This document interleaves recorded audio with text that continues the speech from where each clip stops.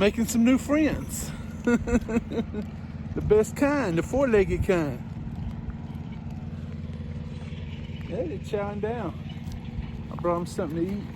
Yeah, yeah, yeah, this is sweet.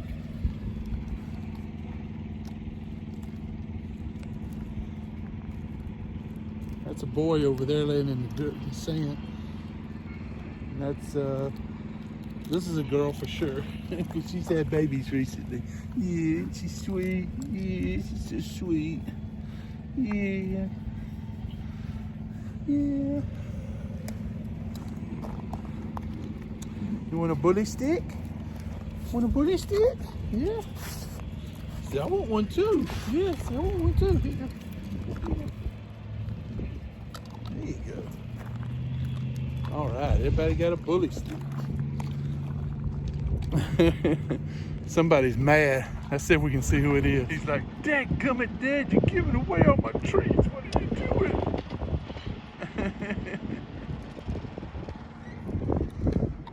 These are less fortunate puppies here. Poor thing right there. Lord have mercy. Go, girl. Yeah, look at you. You're so sweet and pretty.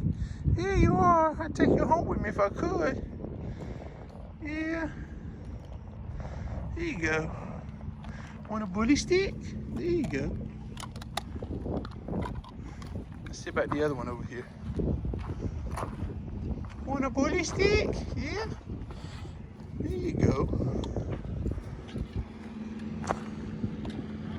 Alright, looks like we got some happy puppy dogs. Looks like we made some good friends. Yeah, we made some good friends. Yeah. Oh, look at that face. She's so pretty. Yeah, she's so pretty. Yeah. Alright, let's get back over there to old jealous boy. Look at that brand new KW. Done been fixed from front to back. Yeah. What's up, old timer? You able to get parked all right? Yeah, man, that's a sporty hat you got on. Between the lines. Where can I get a sporty hat like that? I said, okay, where's my triple T hat? I had to dig it out, put it on, so I knew it was coming. Man, you know, standing here, this is my other buddy here at Landstar. Me and him used to drive together way back in the day at MSJ Trucking. That's where we both bought a truck from them. And then there's you. He's got us both whooped. He's actually been driving both long and both of them. But I think between the three of us, we're hitting on about 80 years, somewhere in there, of experience. That's because we're old. Yeah, that's a lot. That means some old folks around here. Yeah. That's why I keep the buzz shorter so the shoulders ain't quite as much. Huh? So you need right there. That old Pete. Oh yeah, another Landstar driver. And you can look at his truck number, that 526. He's been here a while for Landstar. Because we were parked next to one last night. His number was 571. So that tells you he's been here for a while with a number that old. What you say, fellas? I'm gonna walk up there and see if we can find something, you know, piece of crap here.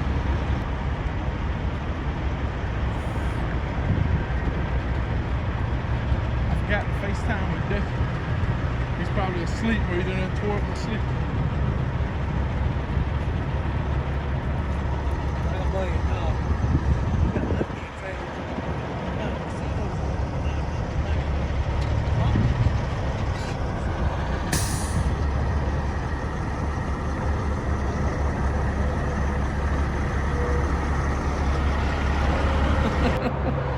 Alright, we're hanging out. We're letting the duck man do his business before we leave. And who is that leaving right there? Who is that leaving right there? That's the old Palerider. Say honk honk. Alright, there goes Palerider. He's leaving out. We're fixing to leave out next.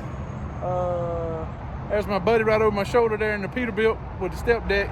He's getting ready to leave out. We got to hurry up and get over to Pearland, get our load picked up, and we got to get gone. You can tell by the noise we're standing out by the interstate, right? There's the duck man. Where's he at? Come on, buddy. Gotta go.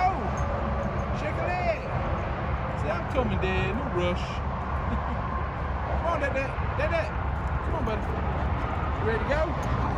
Yeah? So you give me one of them crawfish pistolets, I'll be ready to go there. All right, we'll talk to y'all in a little while. All right, we done found ourselves in a mess. Agent done pulled a fast one on us. You gotta be there at 1400 to get loaded. Yes, ma'am, I'll be there. Got here. Yeah, your appointment ain't till 4 o'clock. For y'all that don't know, 1400 is 2 p.m.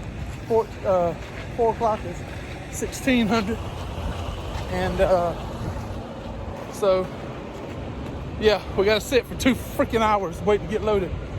I had enough sense to go on down here and park because Landstar won't let you park on the shoulder. Oh, they'll let you, but then they'll turn around and take your lease. Just tell you, get out of here. Get out of here. So I went on down here and parked, and the shipper guy just told the other guy that came in ahead of me while I was getting parked to come down here and park too. I told him, I said, go on down there, man. I'm sitting down there waiting on you. I said, don't mess with that mean looking Australian shepherd in the front seat. He might eat you up. So we're gonna get in down here and back in, and I guess sit and wait. That's all we can do. Go ahead. We cooked us some crawfish pistolets a while ago. So I guess we'll go ahead and fix dinner because we're gonna be driving tonight. We ain't gonna have time to stop and eat. So we'll be eating dinner while we're driving. So I'll spin the camera around, let you see where we're headed to. How far we had to walk. You can see where we walked from, way back yonder. And we're headed up here. Duckman probably still looking for me. Where'd you go, Dad? That was pretty cool though a while ago, man, getting to meet up with Palerider.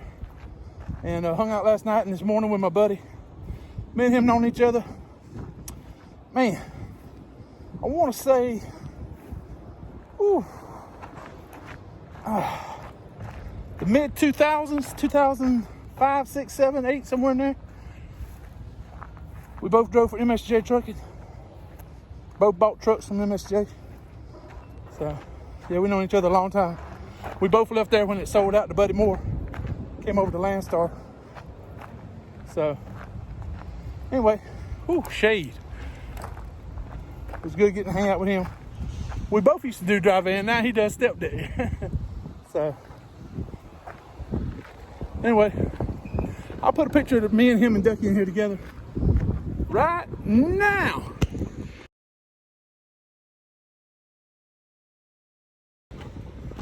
Boom, just like that, there it is. Yeah, that was us last night, hanging out on his, behind his trailer back there at the step deck, letting Ducky run around and play. And then we walked back up to our truck, and we're sitting there, and all of a sudden we see this DeBoer, or whatever it's called, truck come flying by, and then we heard, bloom! And guess what we saw? You know what we saw? What you saw at the opening clip. But here, let me show you the full video so you can see what happened. You ready? You ready? You ready? All right, here it comes right now.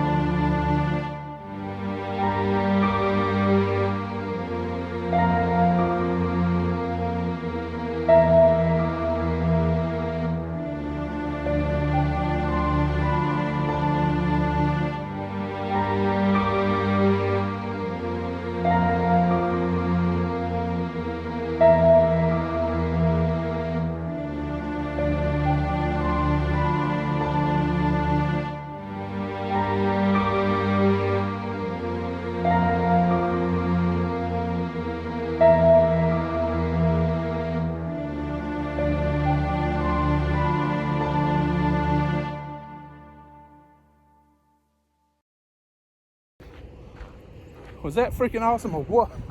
That dude hit that pole and didn't even get out and look.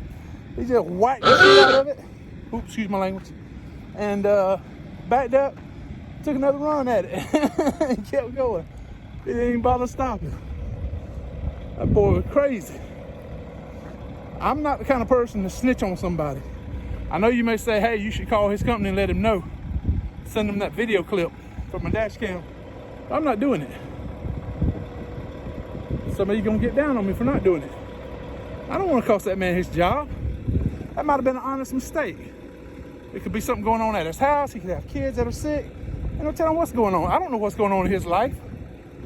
For me to ruin his life by trying to get him fired, that ain't right. I know you're saying, well, he might kill somebody out here. He might. But then again, he might not. It ain't for me to judge. So I'm just gonna hope for the best and hope nothing. I hope that was his last mistake for a while. I hope, and I hope his next one don't hurt anybody. But I've been in that shoes in his seat before. I knocked down a light pole one time. I just when I was turning, I got a little too close to it, barely touched it, and knocked it over. It was already rotting at the bottom. You know, I turned in down there and oh shoot, where was that at? Somewhere down there in Texas one time at one of these taco joints, and didn't realize the power line was too low. Took the power line right off. I mean, I've made mistakes, you know, in my younger days, and I got a second chance, you know, and maybe this was his second chance. I don't know. Maybe it was his third or fourth chance. I don't know. But I'm not going to ruin the man's life when I don't even know what's going on in his life. I don't know nothing about it. So anyway, I'm not in the business ruining anybody's life, to be honest with you. I try to improve people's lives. I don't try to ruin them. But anyway, we're going to jump up in the truck, drink some more coffee, chill out a little bit, see what all was going on Zello and YouTubes and stuff like that. So y'all coming along for the ride. Well, it finally got us called up to go to a door. So we're pulling out, and it looks like we're gonna have to blindside back in. Which ought to be fun.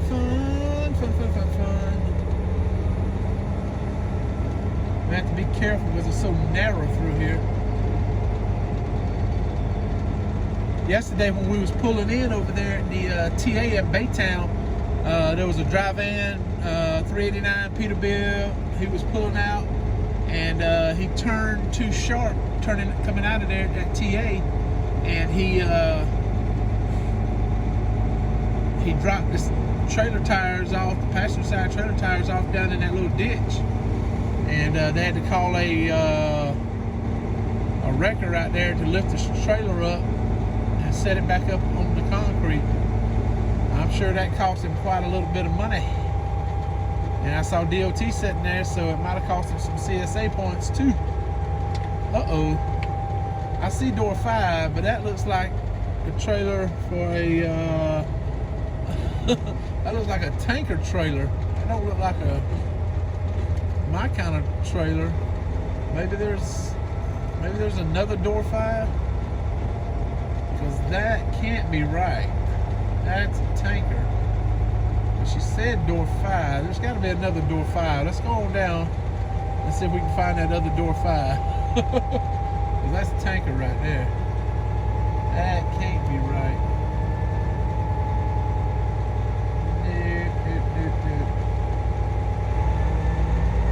But we are an hour and 35 minutes into a 2-hour break.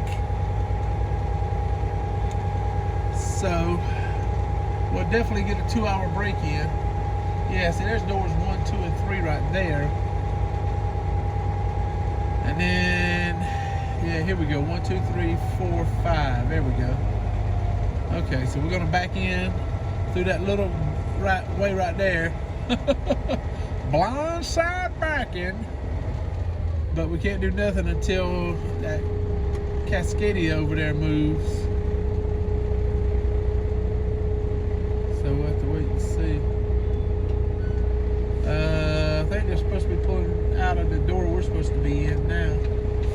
They back up and give him room to swing out. because he's got to do a little swing to get around me, I believe.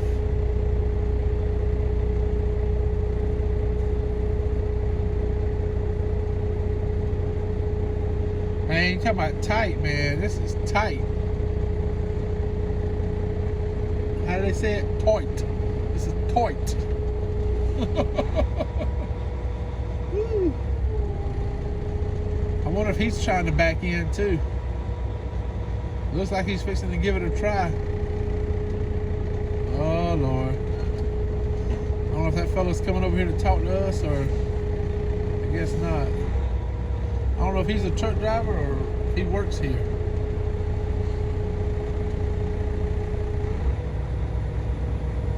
I guess we'll back up and give him some room.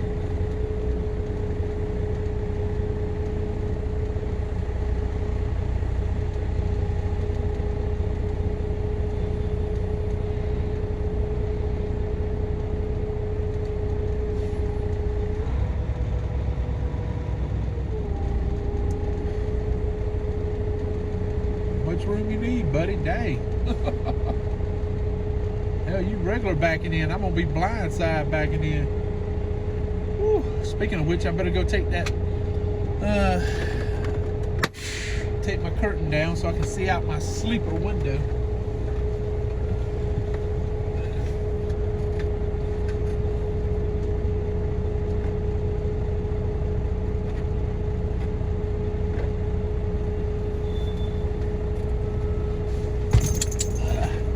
Whenever you blindside back in that, being able to see out that sleeper window makes a big difference.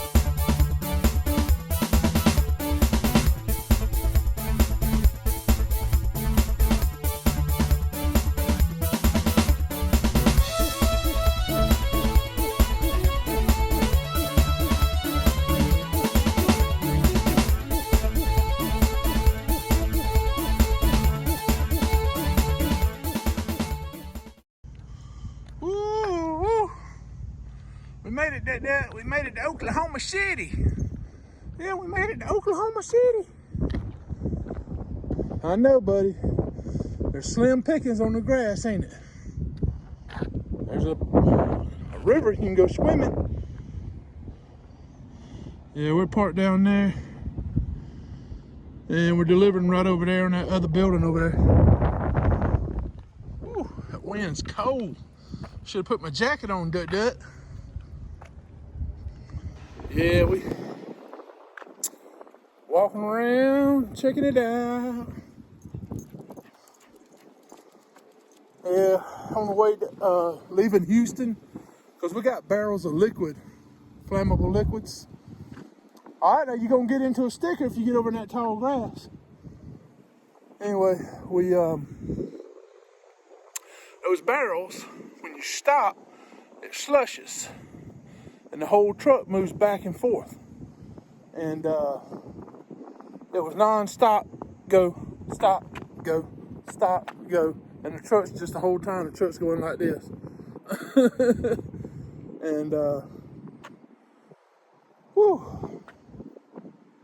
He got motion sickness. And so he threw up twice. And you okay, buddy? Did you get another sticker? Let me see, which one is it? No, you okay? You hobbling somewhere, let me see. Hold on. All right, so this is the one time where Daddy says it's okay to stay on the pavement. Too many stickers over in that grass. That's Oklahoma for you. Ooh, that wind is cold, Bubba. That wind is cold. But anyway, we're gonna get back over here and jump back up in the truck. See if we can't warm up a little bit. Maybe I shouldn't have turned the AC on when I got out of the truck, should have. Anyway, we'll get back in the truck, we'll warm up, and then we'll talk to you and let you know what's going on. All right, come on, let's go. Well, I know this video might have been a little short. Not sure yet, I haven't finished editing it, but I'm pretty sure it probably is. But I'll be honest with you, I've been a terrible YouTuber. Because from Monday till now, I had the opportunity to interview at least 4 different Landstar drivers. One of them was even a longtime friend. And I could have talked to him about switching from dry van to step deck and could have got some information from him. And I just didn't do it. I'm terrible. I'm terrible YouTuber. I got to get better at this stuff. But he's we were, I'll be honest with you, me and him were too busy catching up on old times and talking and shooting the crap, and I just didn't take the time to do what I needed to do. So that's my fault. I should have did better. But I'll have to work on that. But anyway, we had fun. We got to catch up with our old buddy Palerider, and we got to catch up with, like I said, my old buddy from back in the day, and talked to a couple Landstar drivers, you know, and saw a lot of stuff happening at that old truck stop there in Baytown. And we, I don't know if I talked about this, but anyway, I'll go ahead and throw it in here now just in case I forgot. I was there on time, and I had to wait for them to bring a dadgum forklift from Austin. So they didn't get there till almost 2 o'clock, didn't get me unloaded till 3. I had a load lined up, picking up in Channelview, going to Jacksonville, and I had to cancel it because I couldn't get over in time to pick it up. And they wouldn't let me pick it up the next morning. I could have still had it there at probably about the same time. If they'd let me went ahead and picked it up that morning. You know, I could have been sitting there when they opened up, got loaded, and started hauling butt towards Jacksonville. You know, I could have got just about to Jacksonville, stopped, did my break, and then drove the rest of the way and got there in time to deliver before lunch, you know. But they didn't want me to do it because they wanted it picked up on a certain day. So I missed out on that load. That's how I ended up taking this load up to Oklahoma City. I was finally able to get a hold of my dentist and schedule an appointment for Monday. So that's why I took this load to Oklahoma, because I knew I could get a load back to Georgia, and I knew I could pick up a load going back down to the house from there. So that's what we're doing. We got all our loads lined up. We should be home Saturday sometime or another at the house. We're doing a drop and hook in Mariana, one of those normal things that we do when we're going home. Seems like we do those pretty regular. And Tina and I can't remember the other one's name. I want to say it's Janet, but I can't remember off the top of my head. Anyway, great folks over there at the CAP agency. They have really great, super phenomenal rates on the loads coming out of Knoxville, Chattanooga, up that way, coming back down to Mariana. Really good paying loads. They have loads out of Panama City, a lot of other places they have loads, you know, all over. Great people to work with. And yeah, oh man, it was the coolest thing today. Here, check out this picture right here. Right there.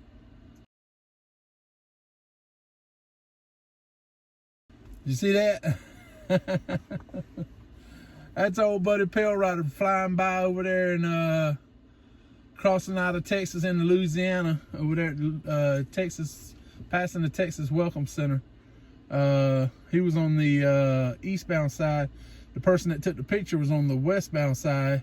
He's one of my subscribers.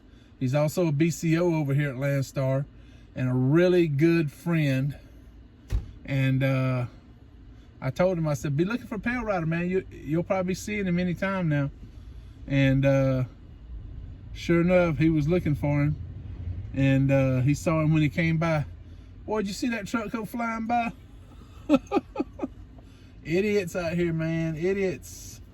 But anyway, he was watching for him, and sure enough, there he goes. And so he snapped the picture up and hollered at him on the CB and everything. And then he sent me the picture, so I put it in here so you can see it. But yeah, I love hanging out with old Palerider. Me and him, we talk about stuff, and I always have a good time talking to him, hanging out with him. And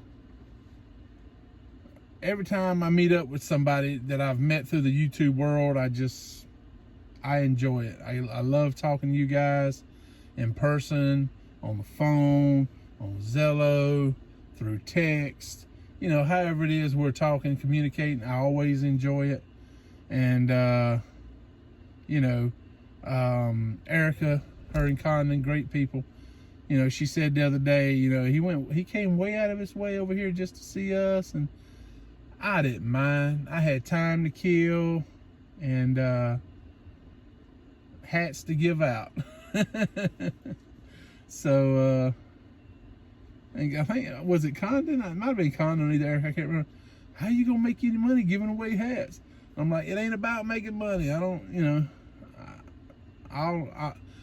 I'll most likely, knowing me, the way I am, I seriously doubt I'll ever make a dime off YouTube. If anything, YouTube will end up costing me money, because I just don't think about it as a means of income. I think of it more as a tool to meet you guys and hang out with you and talk to you about stuff. And you know, I've been fortunate to talk to some of my subscribers on the phone and stuff, and converse with them in other ways. And they're always amazing, wonderful people. And some of them, my subscribers, have came over to Landstar as BCOs, and I always try to help out when I'm over here. You know, one of them, let me tell you real quick, his name is William. I'm not gonna go into his last name, but his name's William, and you know who you are, William. You put me down as a reference when you came over to Landstar, and I don't mind. Anybody that wants to put me down as a reference, go ahead. You know, I want y'all over here. I want you to, if this is where you want to be, I want you to be here.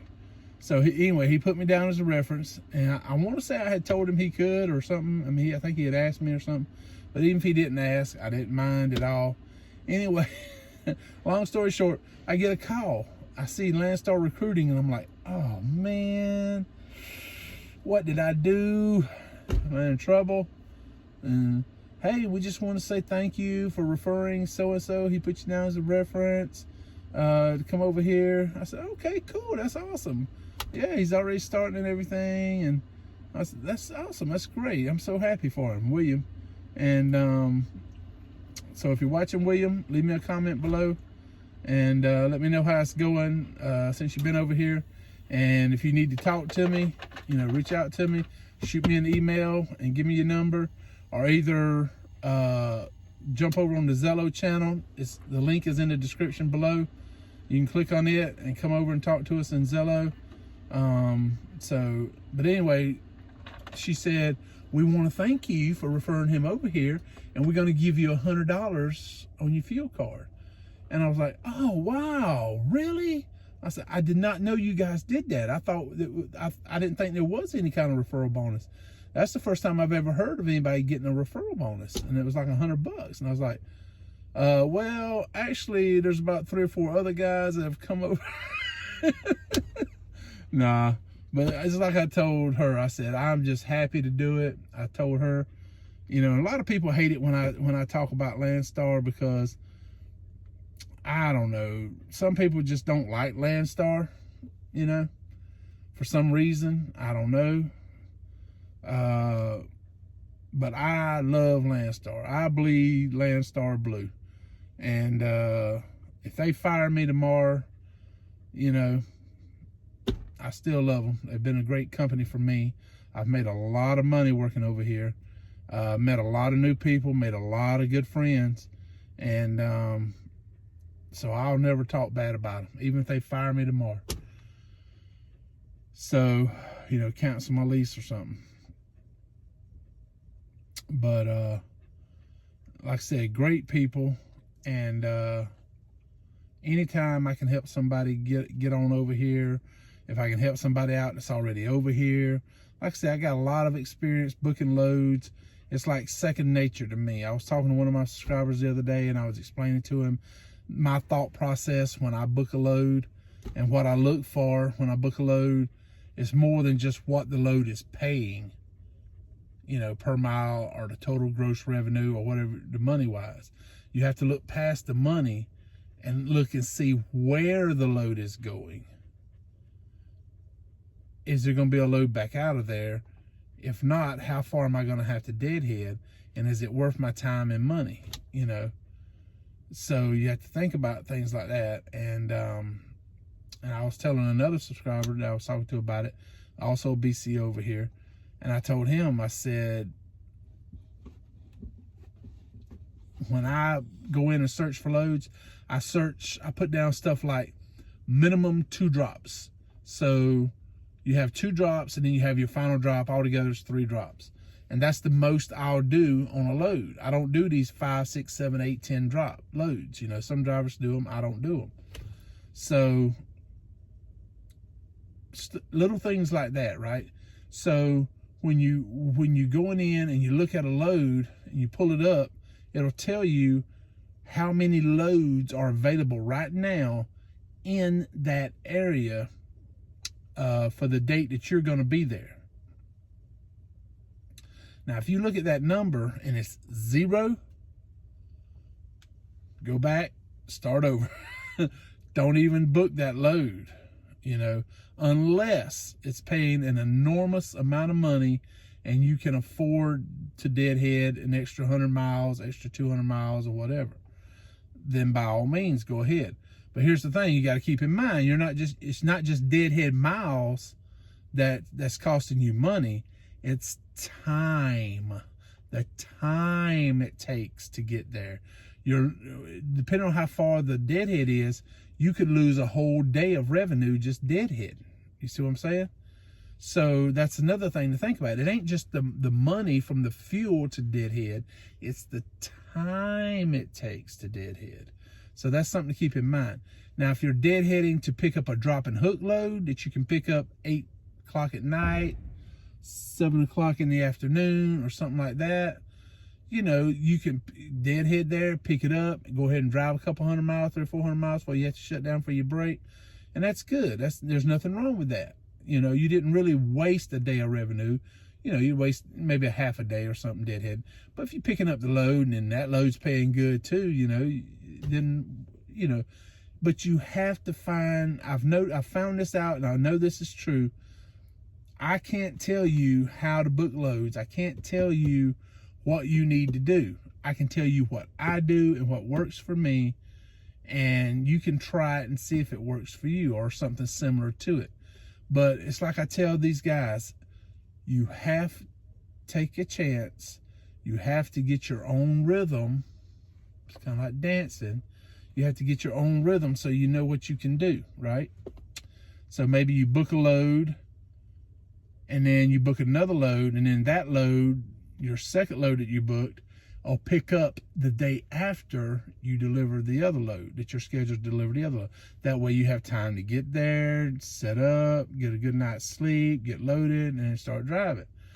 All right, and then after a week or two of doing that, you feel confident, you're getting your rhythm going, you know, you got that rhythm going on like a little salsa dancing, and you're feeling good. Then you book a load, you're delivering in the morning before lunch, you got a deadhead maybe 100 miles or so, and the load picks up around 3 or 4 o'clock in the afternoon, you know, up to that point or something. Then you take that chance. You go ahead, you book your load that delivers and picks up the same day, because you're unloading before lunch. You got a couple hours to get over there before the deadline to pick up. You pick it up and keep going, you see. The key to that, though, is to try to sleep at the receiver or sleep at the shipper, whichever one or the other, you know, that you can do.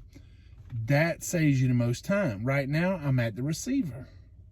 I'm going to do at least an 8-hour break, depending on how long it takes them to get me unloaded. It could be a 10-hour, but it'll be a minimum 8-hour sleeper break. And then I'll get back enough hours, I can drive on up to Caney to pick up my next load. I get to Caney to do a drop and hook or a live load, whichever. I can sleep there at the shipper. I'll do a 2-hour break there, and then drive as far as I can drive towards Georgia. And hopefully I'll get far enough across that I can do my 10-hour break, get up and drive the rest of the way, and get there Thursday night, do my 10-hour break there at the receiver, good Lord willing, and unload first thing Friday morning, and then shoot my butt on up to Knoxville, pick up that load, and back down to Marianna. And that's a lot of deadhead. That's like 200 miles of deadhead. So, but the load is paying right at $4 a mile. So the extra deadhead, you know, I don't mind for 2 reasons. One, I'm making good money on the load, so I can afford a little extra deadhead. And 2, it gets me home. It gets me home, and that's where I need to be. Got to get that tooth pull. Trust me, I got to get home.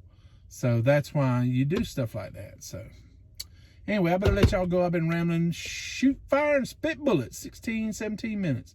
Anyway, thank y'all for listening to my dumb old ramblings and stuff. I hope y'all have a great hump day. Whoop, whoop. Oh, woke up the dip, man. It's all right, buddy. Yeah, it's okay. Anyway, thank y'all so much for liking, commenting, subscribing, all that wonderful stuff y'all do. Make sure to share this video and say, hey, man, you want to see a cool wreck? Check out this truck, man. He tore that truck up. Well, not the truck, but the trailer. He hit that pole so hard.